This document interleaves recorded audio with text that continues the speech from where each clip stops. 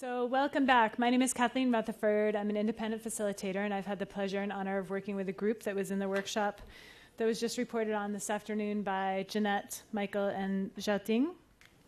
And I'm going to just be up here a couple of times this afternoon to walk us through the afternoon agenda. So let me share with you what that will look like. We're going to start this afternoon with Joanna Durbin, who I'll introduce in a moment, and she is going to give us an overview of REDD plus SES and other safeguards initiatives.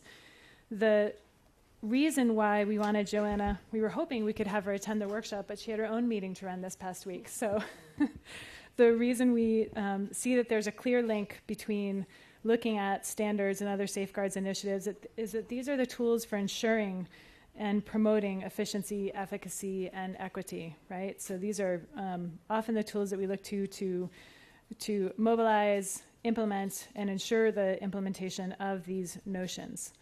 So she'll talk a bit about the relationship in the safeguards parlance of moving from a do no harm, establishing a do no harm principle, but also the movement in the REDD space that is looking at safeguards as to include as well the promoting of multiple benefits, right? So the safeguards definition is perhaps expanding in the REDD space. We've also invited Kristen Haidt, who is an attorney with CIEL, the Center for International Environmental Law, to extemporaneously spend about 10 minutes speaking with us to share a bit of her thinking, both as a workshop participant and as in her role as an attorney with CIEL, about some additional relevant information about safeguards and or legal frameworks that might be useful for you all when you all go into breakouts this afternoon. So this section here will wrap up. We were meant to have an hour. We're a bit behind time. But we'll certainly, I think we'll still wrap up at 2:35. I think we'll be able to do that. So we'll have both presenters, and I'm going to ask that if you have questions, you hold until both presenters have given you their talks, and then we'll take a few questions and we'll go into breakout rooms. Those breakout rooms are being set up for you now, and will be organized. The topic, as Diane talked about this morning, is really to get your thoughts on where and how we can best focus our efforts to move ahead. So the idea is that you'll spend an hour in these breakout groups. We'll get a couple of copies of the presentations you saw this morning, so you'll have a starting point in terms of action recommendations, and we would like your thoughts and opinions about what the different actors in the REDD space ought to be doing about those recommendations. So we will organize the breakouts by targeted implementers, including donors, NGOs and civil society organizations, researchers, governments, and the private sector. And I'll go over that again after the presenters have spoken, but just to plant that seed for you all now to begin thinking about where you might be able to give the most valuable contributions. So the breakout will be for an hour, maybe a little bit longer, maybe an hour 40. We'll see how that goes. 10. And we will reconvene back in this main room at 3:30 to share your feedback and have a closing for the forum. So that's what the afternoon looks like. And with that, without further ado, I'm going to introduce our colleague, Joanna Durbin. So Joanna leads the Climate CC, what we've referred to today as CCBA, the Climate, Community, and Biodiversity Alliance, and has led the development and management of social and environmental standards for forest carbon over the last 4 years. In addition to that, Joanna has over 20 years of experience developing community-based conservation and PES, Payment for Ecosystem, service projects in developing countries, and in particular, Madagascar. So with that, Joanna.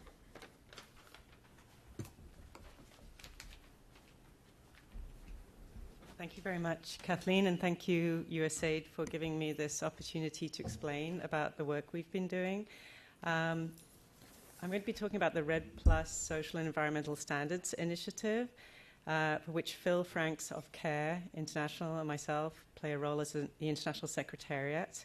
But before I do that, I just wanted to introduce you to the CCBA. It's an alliance of, it's a partnership of NGOs that came together from 2003 to stimulate and promote forest carbon that not only reduces emissions but also delivers significant benefits for local communities and biodiversity.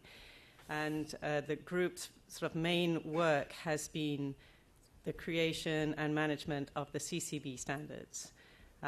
They provide a comprehensive and objective set of criteria to assess the social and environmental quality of a land-based carbon project. I'm talking about site-based projects. So the project proponent must demonstrate the delivery of multiple benefits, and the project has been designed and implemented using transparent and equitable participatory processes. And the evidence is assessed by a third-party independent auditor, including a site visit. Investors and offset buyers are starting to use these standards. They're using them quite a lot, and they're showing a clear preference for forest carbon that comes from projects using CCB standards. So since their launch in 2005, they're now used by the majority of land-based carbon that's being traded in the voluntary market. So we're talking about land-based carbon in the current voluntary market, and those standards are widely used. And then in an effort to improve the quality of social and biodiversity impact assessment, we've collaborated with Forest Trends and other partners to develop a new manual to support improved approaches and methodologies for the social and biodiversity side of things. If you'd like more information about that, Michael Richards was one of the authors who talked earlier, or I can give you more information. But here I'm going to talk to you now about the Social and Environmental Standards Initiative, what we call REDD+, SES.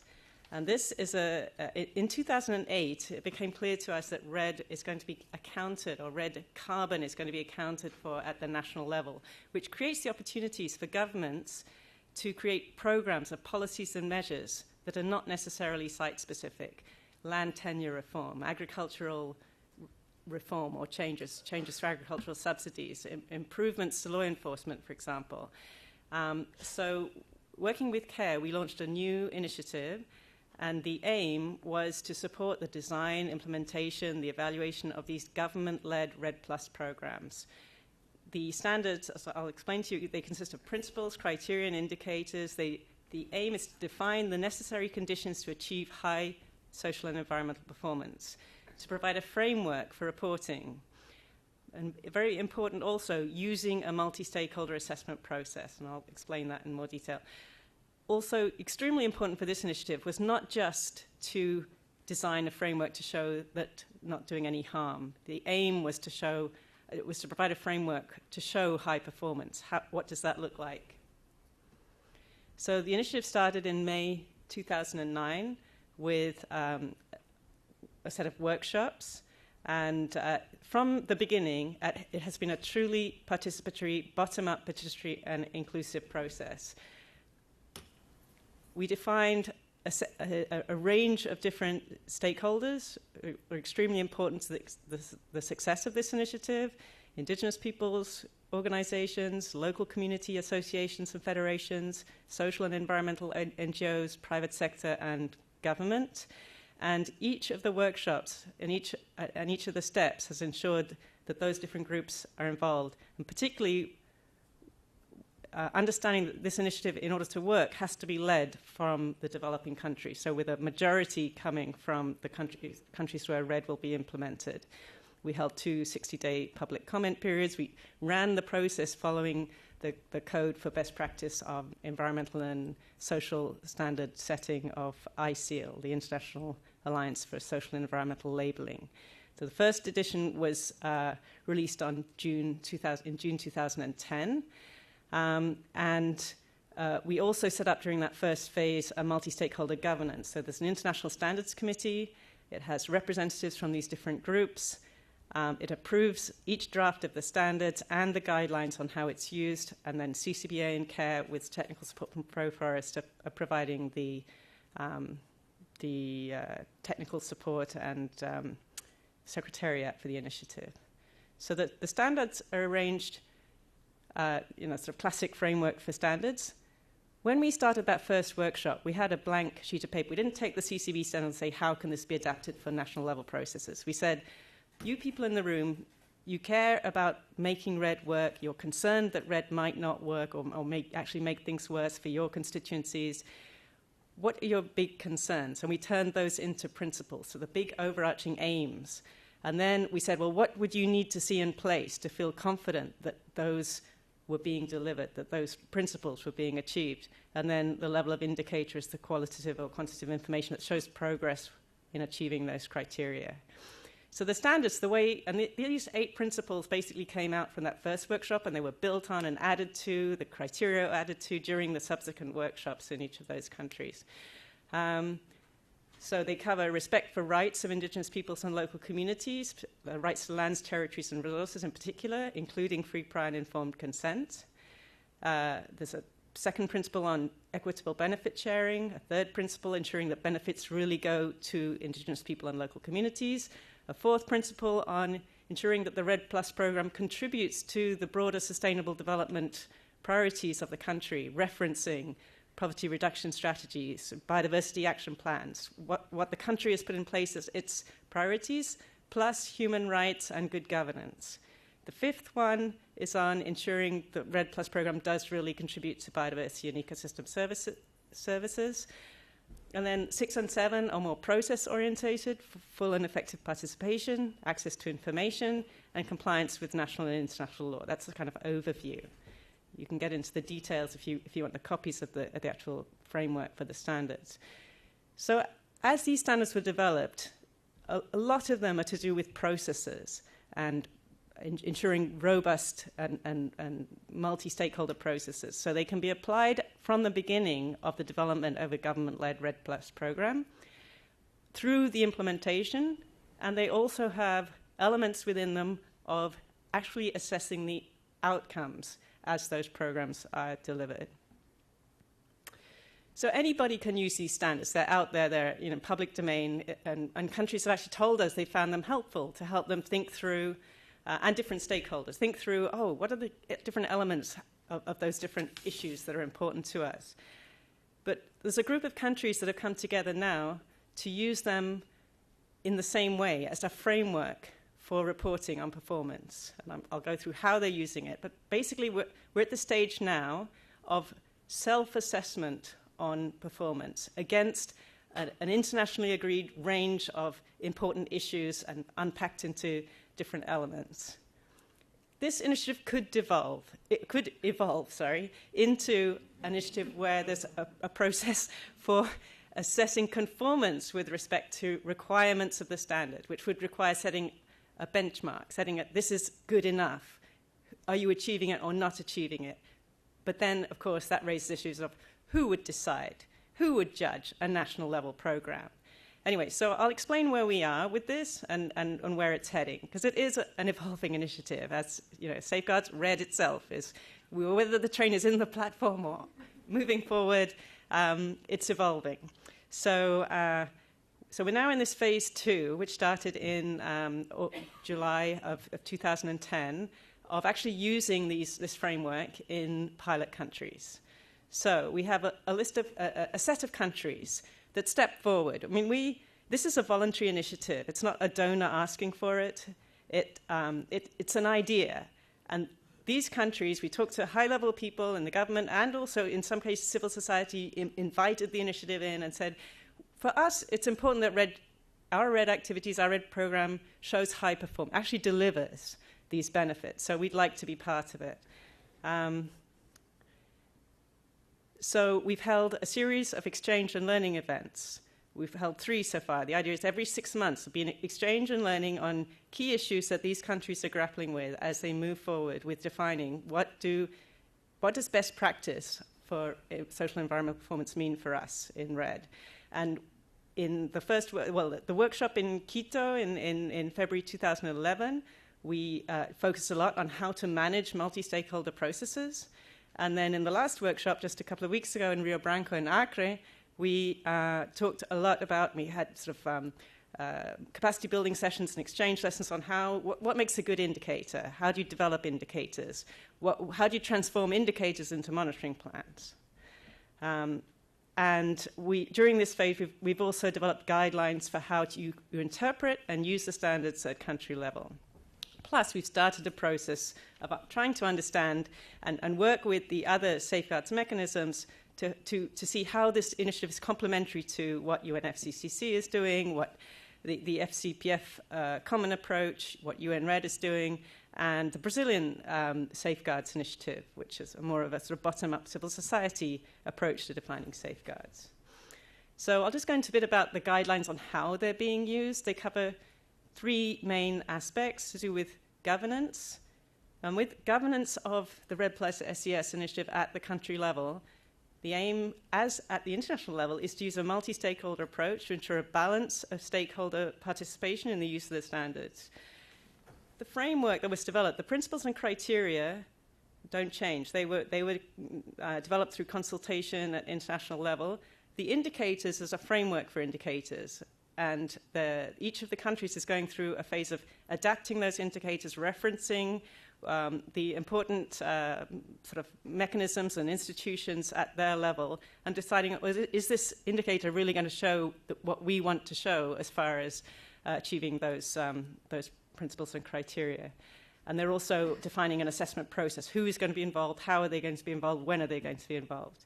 And then they're going through the process of collecting information to assess performance, reviewing that draft assessment report by stakeholders and publication. I'm not going to go into detail. We turned it into a 10-step process to make it easier for people to understand. One thing I will draw your attention to is each of those countries has put together a facilitation team that includes government and non-government. At least two people, usually 2 or 3 people, who convene the meetings, organize, make sure that comments are compiled, develop the draft, make sure that what decisions are taken are actually implemented. And it's important, this process, rather than it being just civil society, the idea was to encourage, to give government ownership and leadership, but to encourage and to participate in the initiative require that that's done in a balanced way in partnership with civil society. Another important thing to notice is step 4, where each of the countries is creating a standards committee, which has a balance of interested parties. And I'll go into the Ecuador case in particular just now, but it's interesting to see how that is evolving. And then another important phase is phase 9, where the first draft of the performance report is developed with collecting evidence and whatever. There's a strong emphasis on giving responsibility to government to actually make sure they've collected the information, they know what's happening with respect to all those things. But then there's a requirement that goes through stakeholder review, and there's an opportunity for comment and for feedback to improve, to check. It's a kind of verification, but it's not independent because these are stakeholders. But it's a kind of way of checking the information, and it has to be approved by the standards committee, not just by government, before it is published. Anyway, so where are we? So Ecuador, I would say, is the furthest ahead in the process. They started with a preparation workshop with indigenous peoples to sort of prepare them for what this was all about, and also to define who would be the representative of indigenous peoples who would go on to the national workshop. They did their interpretation of indicators through a national workshop. Others have done it through a more the facilitation team working with some other stakeholders, and then taking it to a workshop. Anyway, they had a period of 90-day public comments with workshops specifically with indigenous peoples and with others to make sure that to facilitate the submission of comments. And then once they had a draft set of indicators, they went through a review by the legal department of the ministry, and at that point, in fact, sought some legal support that CL was able to provide to help them with some issues. And before they moved to discussion and approval by the National Standards Committee. So their National Standards Committee, they didn't have one before this process started. They joined UN REDD after they started their REDD planning process. And the Standards Committee, they didn't have a multi-stakeholder committee. And now the one that they've created for the Standards Initiative has 3 from government, 5 from Indigenous peoples representatives, and 5 from civil society, non-Indigenous, including NGOs, private sector, and academics, etc., which is quite a big step compared with where they were, at the beginning of the process. And that body has decision-making about the use of the standards. But it's interesting because it's now become a committee that they're using for other things. that they plan to use for the participatory governance assessment they're going to do under the UN REDD program. They also, the standards require free, prior, and informed consent for Indigenous peoples and local communities at criterion levels. That's not something you can change. But then how you show that happening in your country can be changed at indicator level. But there were a lot of discussions about whether the government was comfortable putting that in these standards when in the Constitution of Ecuador it says free, prior, and informed consultation.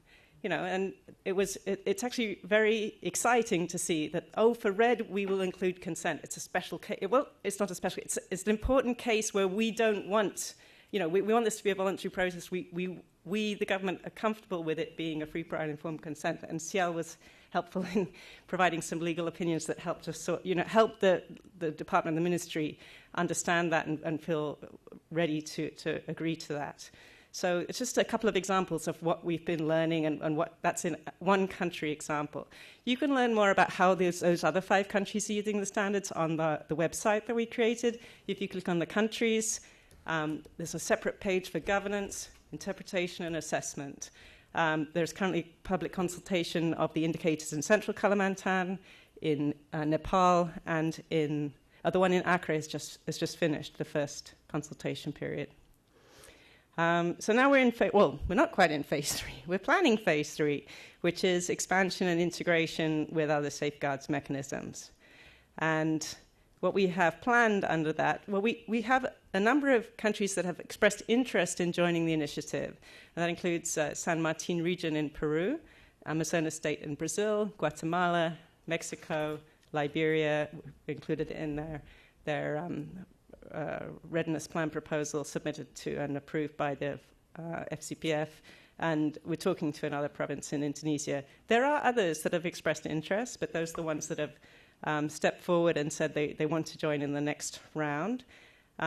We'll be looking at integration of safeguard processes at country level. It's quite hard, as I'll explain in the next few slides, to talk about how to integrate what FCPF doing is and UN REDD is doing it. They're coming to this from slightly different angles. But in the country, it's the country governments and the country partners who are running these processes, or should be running these processes, to try and integrate. So it's not like lots of different steps they're doing in different consultations, but it's actually just one process with different outputs that are needed for different donors. Anyway, we've started working on that in Nepal, and have a meeting coming up in Ecuador to help them integrate it as one process. Then we'll be working on revision of the standards. After using it for a while, there are ideas about how it can be strengthened, and the guidance on how to use it. Plus, in the recent exchange and learning event in Accra in Brazil, the participants themselves, so that's the facilitation teams in the countries that both using the standards and planning to use the standards, came up with priorities for what they would like more information about, more thinking about how to help them with how does this national REDD safeguards process fit with international conventions, law and policy.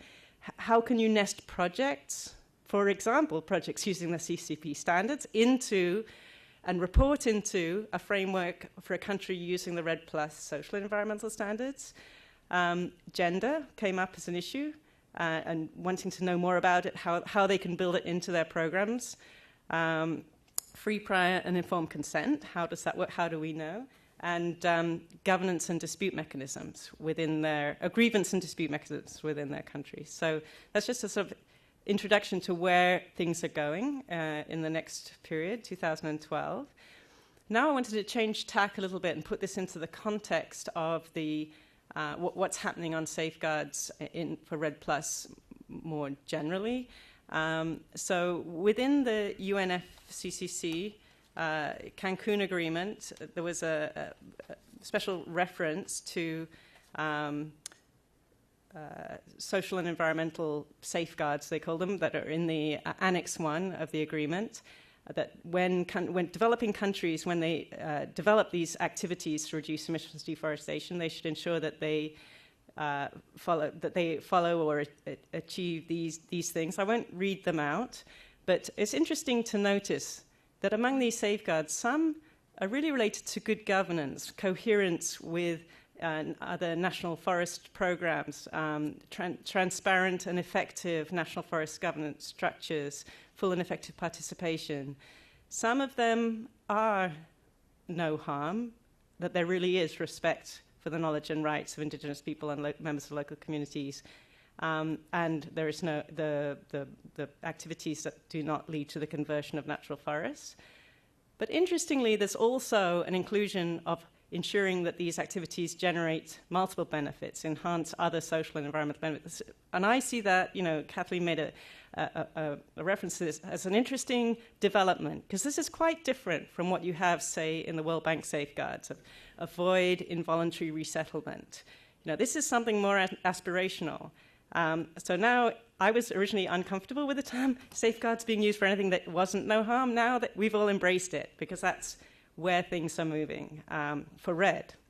Maybe they'll move there for other things as well, landscape management, more sustainable economies, etc.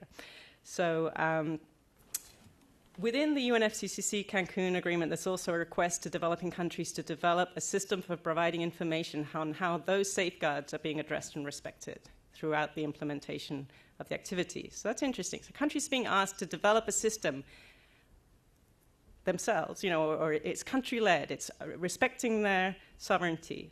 So now we start looking at the similarities and differences between different safeguard mechanisms. I'm really just going to look at what FCPF is doing, what UN REDD is doing, and REDD SCS.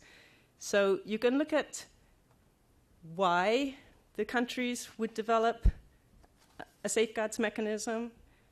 Obviously, they are, and they should be, an effective way to feed back into design and adaptive management. In many cases, and it's the case that's often focused on, it's to access and maintain funding. It's what the donor's asking for. Many countries already have, national law and they have international obligations. It's a way to help them to comply with those. And increasingly, what we're seeing with REDD SCS is the countries are actually using these to build and maintain support among their own constituents in their own countries, as well as the general public, the local people, etc. And then we can look at some of these safeguards mechanisms are more design phase, and others aim to go through implementation. What do they cover? I already pointed out that safeguards now are covering governance, rights, impacts, and we'll also see that one of the focuses is on actions to avoid mitigation, to avoid or mitigate negative impacts and enhance positive ones. And then, obviously, there's a difference between who is being involved at different places and at different ways in the management of a safeguards mechanism or the implementation. So if you look at just dividing it into two phases, some of you will be familiar with this, some of you won't. I'll just talk you through it. So the Forest Carbon Partnership Facility has recently, or in June of last year, adopted a common approach which requires that each of the delivery partners, that could be the World Bank or it could be UNDP or IDB, shows that they are implementing the activities with substantial equivalence to the material elements of the World Bank approach to safeguards. And that includes the operational policies, the actual safeguards of the World Bank, plus an approach which I'll go into called CESA and ESMF. And it includes the stakeholder engagement guidelines that have been jointly agreed with UN REDD, with the policy on information disclosure, and with a recourse mechanism. So I'm specifically going to talk about CESA, the Strategic Environmental and Social Assessment, which is something that is done in the design phase. And it's a way of building, it's a participatory process that builds stakeholder assessment of potential positive and negative impacts back into design. So it's a multi-stakeholder participatory process. That's the CESA. And one of the outputs of the CESA is an environmental and social management framework. It's a very specific thing in World Bank sort of terminology that is a framework for how you would develop action plans. And action plans are mitigation plans for the specific World Bank safeguards that may be triggered by your program, once you've defined what the policies and measures are, what the strategy is, and once you've defined what will be happening at site level, then you can define your action plans. But in the meantime, you design a framework for how you will develop your action plans. So it's a framework for developing action plans for specific World Bank safeguards. So it really focuses on the World Bank safeguards, which are some elements of rights, focusing mostly on negative impacts and how to design mitigation action. Okay, I'll speed up. It's principally the government and the delivery partner that has traditionally been involved in these. It's not so much of a participatory process. So what's UN REDD doing? They have developed principles and criteria. They're very broad. They cover everything. They cover everything in the UNFCCC and gender and many other things as well. They intend to make them a requirement for funding, to improve design, and also to help countries demonstrate how they're achieving international obligations.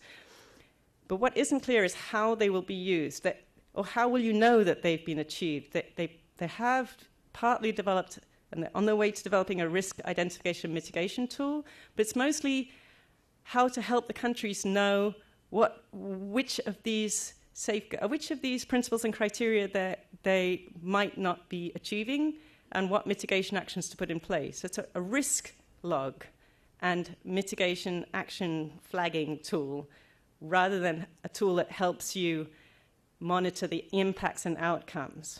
They also have participatory governance assessments, which improve design, build stakeholder support. They're participatory. They focus on the governance issues. There's no framework. The country decides themselves with their stakeholders what the key governance issues are.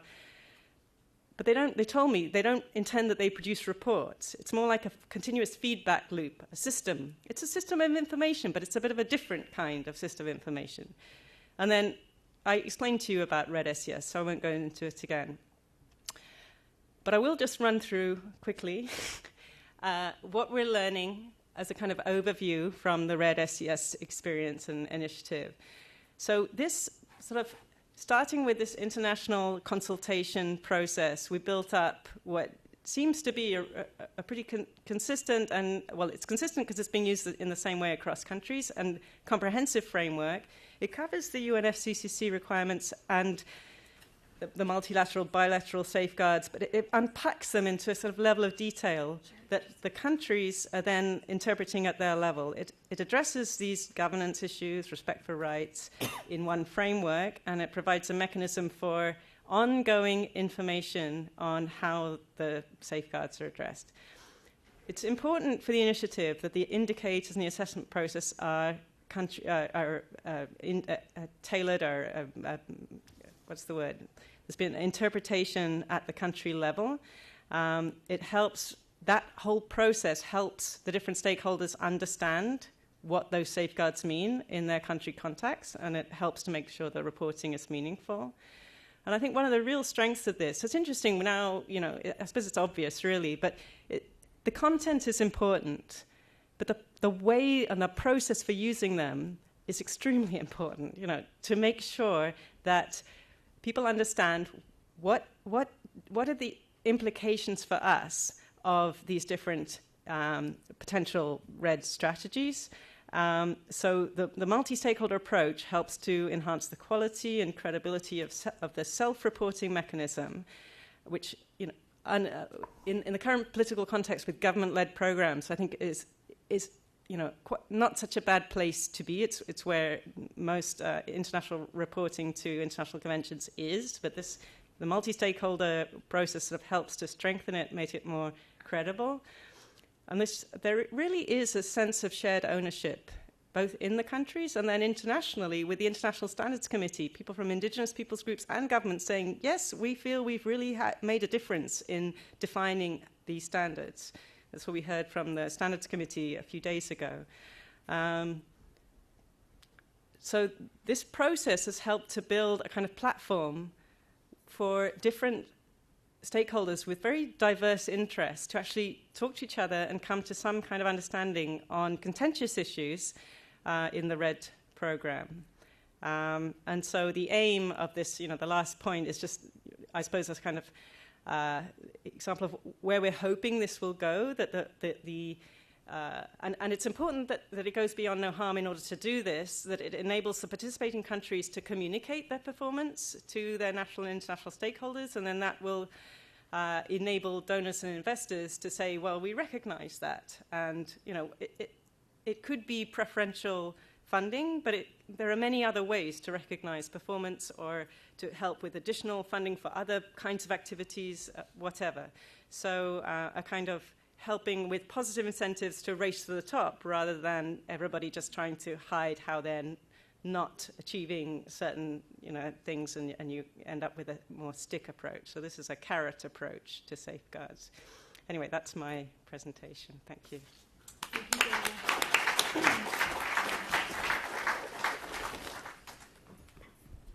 Are these mics on as well? Okay, thank you very much, Joanna. So it's okay. It was thorough and really useful information. So we had also, as I stated earlier, talked to Kristen about giving us some views, perhaps specifically on safeguards, and maybe a little bit broader view about how these stem from or relate to international law. One of the questions that came up in the workshop was, so what happens when these safeguards aren't implemented? You know, what's a recourse mechanism look like? Is there enforcement, and if so, how? So if you could just speak a bit about that, might be useful. Sure. Thanks so much, Kathleen, and good afternoon. It was really a privilege to participate in the workshop earlier this week. Sometimes I feel like I'm one of the only people out there saying, but in addition to carbon, there's all sorts of other considerations on the social side. And the workshop this week was very clear that I am not a lone wolf in that respect.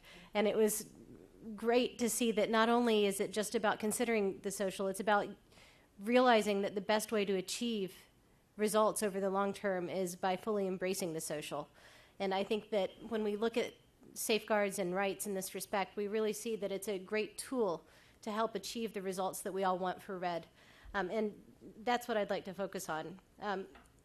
One thing that we know from Cancun, Joanna pointed out, is that we do have this overarching set of expectations for REDD in terms of the safeguards. One very clear set of expectations for that is that it will be whatever is undertaken with REDD will be consistent with international obligations. It's mentioned twice in the safeguards for REDD. And what does that mean? Well, that's still being sorted out, but I'd like to offer a couple of thoughts in this respect. We have a whole body of human rights law, indigenous rights.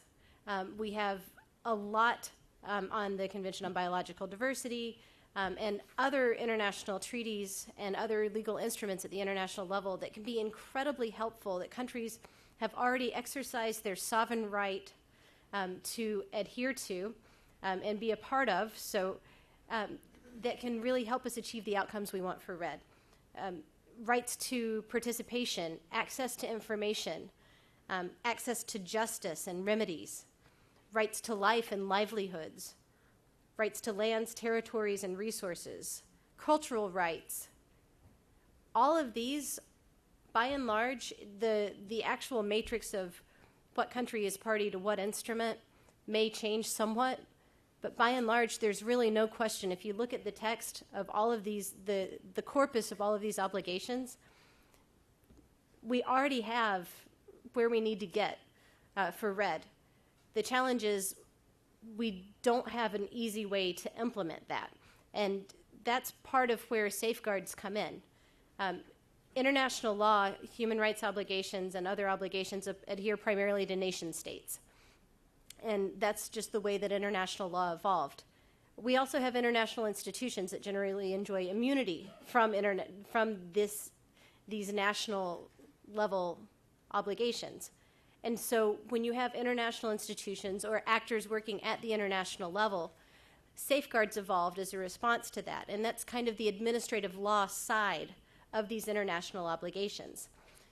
The first place we saw it surface was with the Bretton Woods system.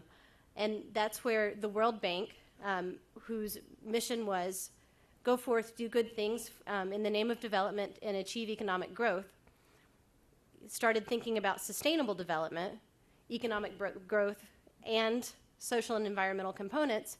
And their response was, well, our mission is economic growth, but we've got to think about the social and environmental side. So they came up with very detailed set of policies and procedures of how do you consider the social and the environmental. and that became known as the safeguards for the World Bank. At the same time, the UN system had a more comprehensive approach, and that's where this do good thing, the good positive side came out that Joanna talked about. So we have both of these pieces moving, and now they're curiously converging with REDD. The UN system follows a rights-based approach. There's a whole suite of international instruments, and the UN works in furtherance of those with respect to the rule of law. And that really gives us a big tool with REDD to follow a rights-based approach and do no harm, to do good things for the sake of governance. And so that's kind of the big picture context of international law and safeguards, and that really gets us to some great opportunities for REDD. One is right now at the international level, there's a question of how do you generate a safeguard information system? How do we collect information on how all the REDD safeguards that Joanna talked about are being addressed and respected? Well, there's lots of different opportunities there, and I think AID, for example, probably has a lot of experience in generating information and might be able to even facilitate others to generate information that could be helpful. We can have quantitative information, such as in the human rights system, how many complaints have arisen in the context of one of the treaties there. That would be an underreporting, but it would be a quantitative piece of information. But we could also have qualitative information, such as annual reporting by the UN Special Rapporteur on the Rights of Indigenous Peoples that reports by country and certainly reports on some REDD relevant situations. And we can start harnessing information that already exists out there to reduce some of the burdens on countries and have a stronger and more robust safeguards information system. All of these details are being worked out and negotiated very actively right now, and I think that there are some real opportunities there. We also have opportunities at the national level. The REDD safeguards specifically say there's an expectation to support the safeguards, and so that's often code for finance, provide finance for the implementation of the safeguards. And what a great opportunity for development and assistance to say, hey, there's the rule of law out there, and there's all of these obligations that need to be met, but not just shaking a stick, but actually finding ways to help implement that at the national level, which can lead to really effective outcomes. You could do trainings at the national level for some of the negotiators that are more familiar with the carbon side of things to realize that not only is their government already a party to most of these instruments, so they're not obligating their government to new obligations, but also to see the benefits of what happens when we actually implement these. You can also provide support at the community level. One thing CL's been involved in is developing, working with communities to develop their own protocols to how they express their consent, so that if you wanted to go in, sometimes this can be a lengthy process, and it's not necessarily how I personally choose for somebody to express consent. It's how a community chooses to express its consent. And that may or may not operate on my expectations of time, but getting ahead of the curve and working with the communities and helping find ways to facilitate and enable this process can really help make things more efficient in the long run. If you wanted to eventually go and dialogue with a community about an idea, that has incredible benefits. So these are just some thoughts on how do we actually use safeguards and use rights to help achieve outcomes. I think there's an enormous potential out there, and thanks so much for giving me the chance to reflect on some of that.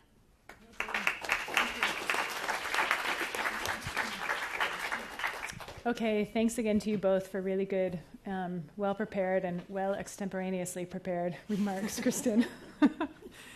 So I'm going to suggest this in terms of how we manage our time, that we take some questions from you all for the presenters if you have any, but that we aim to move into breakouts so that we can get your ideas and get some direction from you all at 1:45.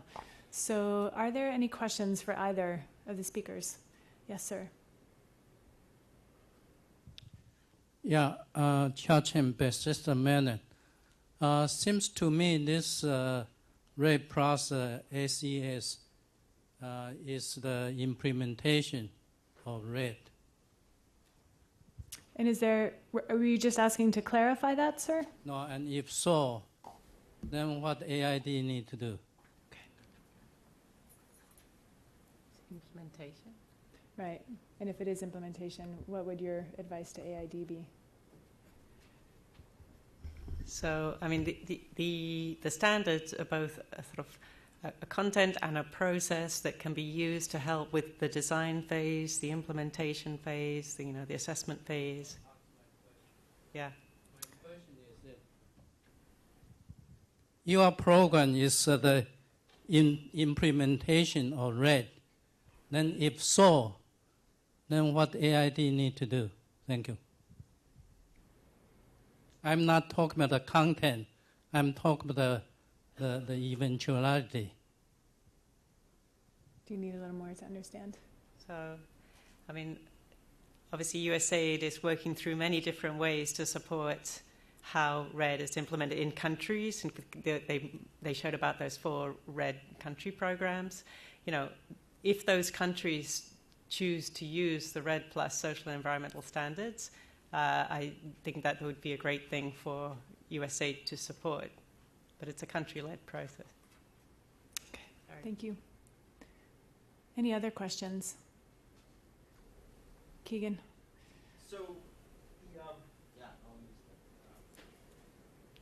Identify yourselves, please. Hi, everybody.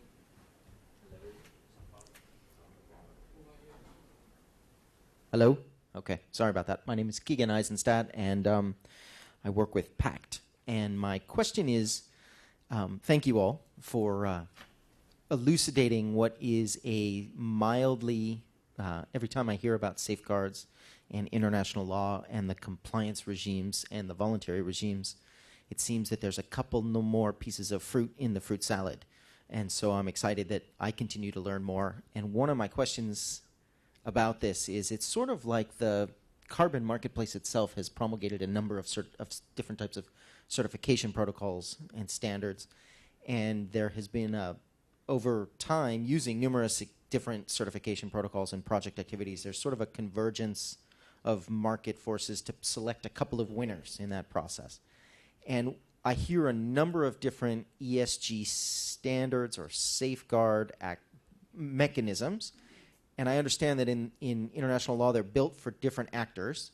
But do you guys think that maybe we can, that eventually there will be some convergence and simplification of the vast array of actors in this space? That's a great question. I think for international law, there is convergence. I mean, you have treaties that are negotiated, and you have, up to 200 countries that come together and say, yes, we want to take this on, and figure out how to implement it and meet annually to do that.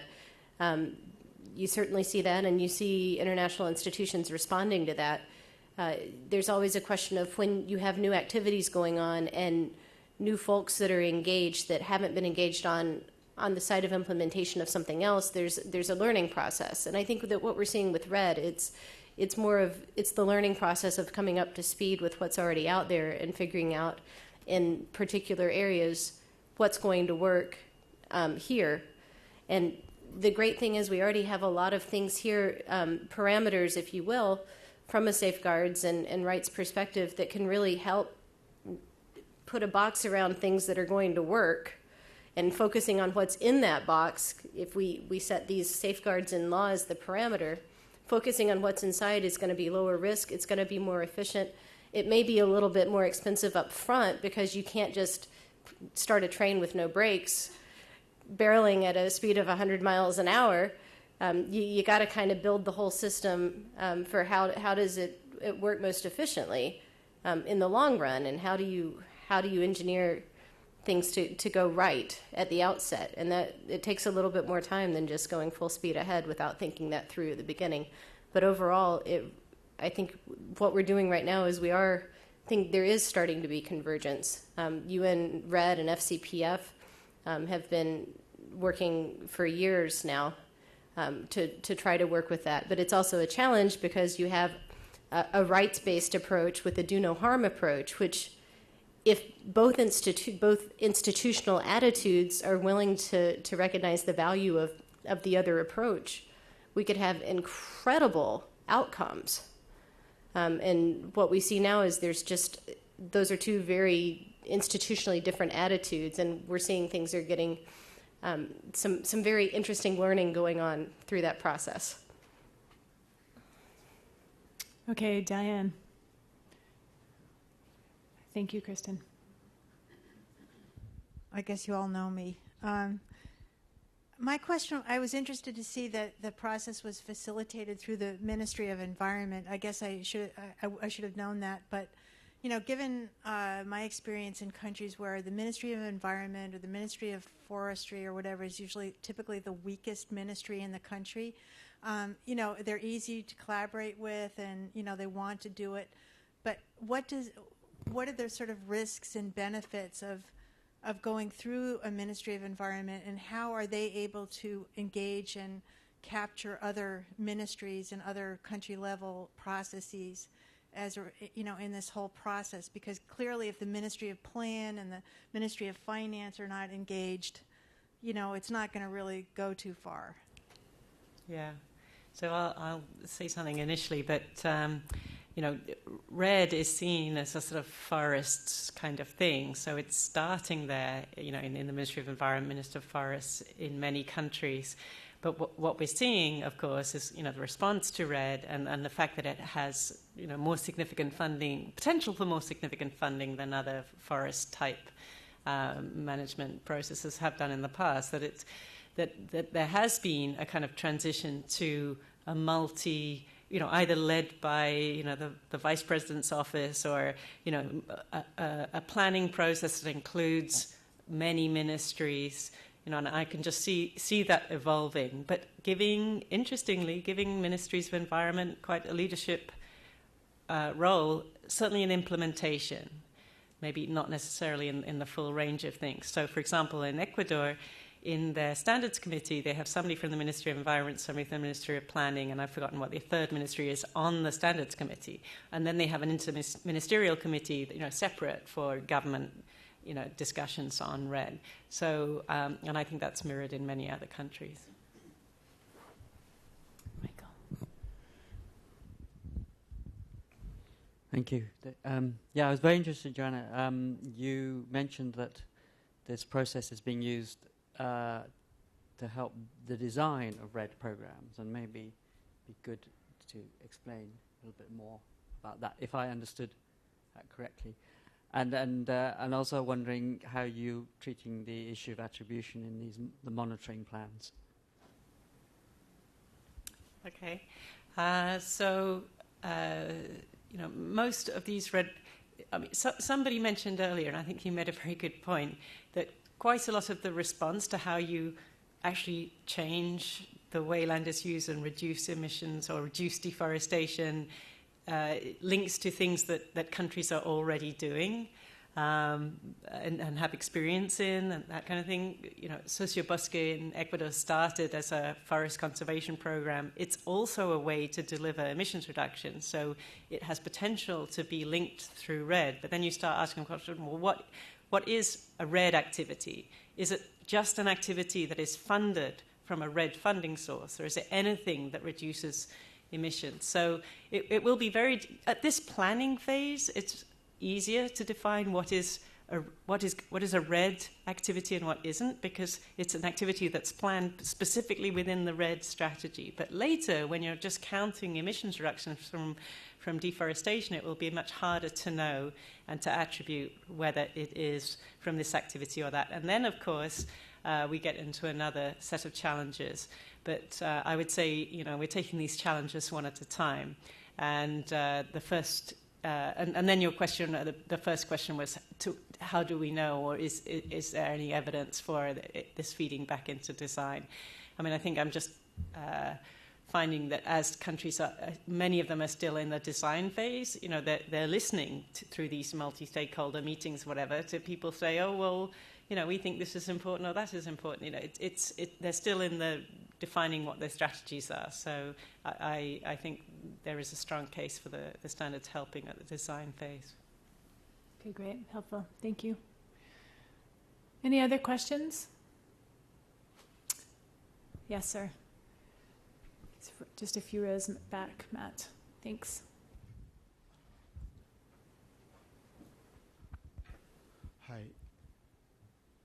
And if you would identify yourself once we figure out how to turn that on, that would be great. There you go.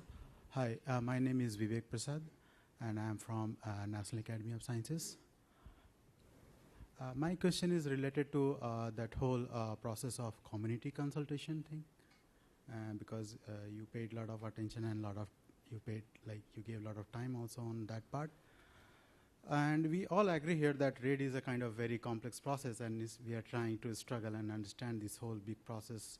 And my question is like, that whole community process or consultation is kind of interface between these entire international agencies, their discussion, their understanding, and what community thinks about. So what is your take on that? How effective is that community consultation process, and where is like loopholes, and what we need to do to make it kind of more acceptable and realistic, I would say. Yeah, thanks. Yeah, I think the aspiration to full and effective participation is a very difficult thing to achieve, but many steps are being taken and in different ways in different countries, and I guess they're learning as they go along to listen to representative groups. I think well, I heard recently, I guess it was people talking about how they were planning to do a full consultation process in DRC, and how logistically complex that is, how expensive it will be, and how hard it will be to really make sure you've listened to everybody, or at least people from many different parts of the country. So I think everybody in the REDD space and many other spaces would say that that there are many other things that can be done to strengthen consultation, but certainly the principles for things like ensuring that information is in local languages, that there's good capacity building and explanation of the concepts before any kind of consultation, that there's good time, all those kinds of elements, the kinds of things that are included in the standards, or the kinds of things that are included in these processes you were referring to, Kristen, about communities defining what free, prior, and informed consent would look like for them. That includes how they would get information. So I haven't really answered your question, but I would say there is much more that can be done, but REDD is a really interesting thing, that it's sort of focusing people on how can we do these things right. It's forest management has gone on for a long time, but it's a kind of new influx of funding and attention to these kinds of issues on what makes good consultation and participation. So that's a few thoughts from my side. Yeah, that's a great question. And for me, this is all part of the development dialogue. And the great thing about requirements for participation is it says, look, you want to channel a lot of money and energy somewhere, and you're going somewhere that already has a development pathway. And instead of just superimposing your vision on it, it's a part of the dialogue of what is that pathway, and how is that pathway compatible with, and how is that pathway ultimately going to lead to good outcomes. And there's no way to do it from one side. It's a dialogue process. And that's really what participation and consent are about. The consent component is rooted in rights to resources and land, and in part, it rights to cultural rights, rights to access to sacred rights, all sorts of rights of access, rights of ownership, and rights of use. And it says, you want to come in my geographical space and do this stuff without even talking to me, you can't do that. And international law says that very clearly, and timber concessions have been denied, that were previously awarded, have been invalidated on the basis of not respecting that.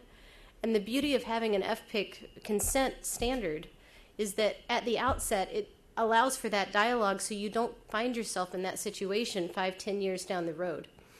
And that's a really, really valuable, amazing thing, not just for your project, but for development overall. Okay. let's take one more question because we actually are at 2:45, so I want to get you into breakout groups. But the gentleman in the back, please. I'm Scott Hayjos with FCMC. Kristen, I wonder if you just might clarify that consent question in terms of varying interpretations in international law, whether it's the World Bank policy, which is really consultation, or U.S. views on the subject. Thank you. Sure. So FPIC is free prior informed consent. It's very clearly that is the standard for FPIC. The World Bank for a long time had in their safeguard policies, like we talked about, they weren't able to meet that consent standard, and so they developed in their policies and procedures that they would require free prior informed consultation leading to broad community support. And the bank maintains that it can be functionally equivalent to consent. My understanding is that depending on what community you're talking with, in some cases that very well may be the case. That may be how a community chooses to express its consent, is through consultation and broad community support. In other cases, respecting their rights to culture and their rights to decision making, that may not be the way that a community does, and in that case it's not compatible with the consent standard. But FPIC is consent, and respecting the full suite of international obligations, you really do get to a consent standard. But institutionally, some institutions have chosen other ways to address that. However, the International Finance Corporation, IFC, which is the private lending arm of the World Bank, recently adopted a consent standard. And so I think we're seeing movement there. We see with the adoption of the UN Declaration of the Rights of Indigenous Peoples, which was adopted after the World Bank decided to set its free prior informed consultation leading to broad community support. The UN Declaration of the Rights of Indigenous Peoples does have consent requirements in there. And so now that IFC has revised its performance standards, it has adopted a consent standard. We see increasingly there's adoption of a consent standard. And for REDD, if you're looking at investing in something that spans decades, you surely want a consent standard because it's just too risky if you don't have the community's buy-in. So it's not only is it good practice, it's good business to have a consent standard there. And I think there's increasing recognition of that. Okay, very good. Thank you. So we are going to have to stop here. These are my favorite types of conversations, so my self-selection bias would be to continue, but in service of the group, we need to go into breakouts and get some of your advice. So let me tell you a bit about what that is going to look like. We have a couple of rooms that folks can find your way into. Okay, I'm getting hand signals. Hold on, I'll interpret those in a minute. So there are a couple of rooms, but let me tell you first the objective, second timing, and then we'll deal with the physical logistics of it. So the planning committee thought about what the best approach was to this, and really what we would like to do is have you, the group assembled here, expound upon some of the recommended actions that were shared this morning in the presentations, again, from Xiaoting, Michael, and Jeanette, right? So we would like to know of those actions, or perhaps additional actions that you think are really important, who could do what to develop those, implement those, advance those. And so we have a set of categories of target actors that we would like to get your advice. And I would add to that, to the extent that you can in an hour, also identify at what the entry point for that action is. It would be useful. I think this is one of the things that's really impressive about the REDD SES approach is that it's a multi-stakeholder process, but it's tied very clearly into a decision-making process, right? And so we had, I think, every single report out we had over the 3-day workshop, there was something about multi-stakeholder platforms. But we need to tie those into decision-making processes or clear, they need that process needs a clear entry point, a clear raison d'etre other than just getting folks together to develop some shared opinions, right? We want those to be shaping trajectories, shaping outcomes. So consider that as well. So if you would kindly just show me a show of hands, all of your fingers at the same time, which group you might be interested in going to. Matt, you can perhaps direct people physically about where they might want to go. So if you would be interested in talking about giving directions to donors or brainstorming on actions donors could take, let me see your hands if you would like to join a conversation about that. 1, 2, 3, 4, 5. Okay, that will be a small group. Okay, so the whole group, great. Thank you, Catherine. So the whole group is we want one group to talk about donors. We would like another group to talk about NGOs and civil society organizations. We'd like a third to talk about research, a fourth to talk about governments, and a final group to talk about the private sector. So that's your suite of options. So back to the top. Donors, any additional people that'd be interested in doing donors? Okay, so that's a smaller group. Great. It looks like it's about 10 to me, Matt, on the donors. Anyone who'd like to think about what actions NGOs or civil society organizations could take? Just a show of hands would be great. Okay, so again, it looks like a smaller group, maybe 7, 8 people. Matt, I'm going to let you direct people where to go. And how about research questions? Okay, good. So they're all looking fairly small. Let's see. But maybe we're getting to the big one now. Government? 0? Really? No one wants to give USAID or other governments some ideas about other government agencies? Wow. Okay. How about private sector? Okay. So Matt, I'm going to, let me just give people some timing instructions, and then you can take direction from Matt on where you'll be having this conversation. So I have that it's 2:51 right now. So my recommendation is that we go into breakouts and you are all back in this room, in your seats, and prepared for your report backs into the plenary at, let's say, 3:55. So basically an hour from now. We're going to shorten our plenary time. Your report, please choose in each group someone to help facilitate the conversation and someone to help report out. For the lucky rapporteur in each group, we would like for them to keep their to time limit 3 to 5 minutes. So we would like to know in that report out what were the recommendations that were most discussed, and which perhaps were some that were raised that were tricky, that you did not come to any kind of agreement. It is not necessarily a consensus building exercise. This is still brainstorming, so we really want you to get lists going. But if among those lists there's clear convergence or support for particular recommendations, that would be useful to know.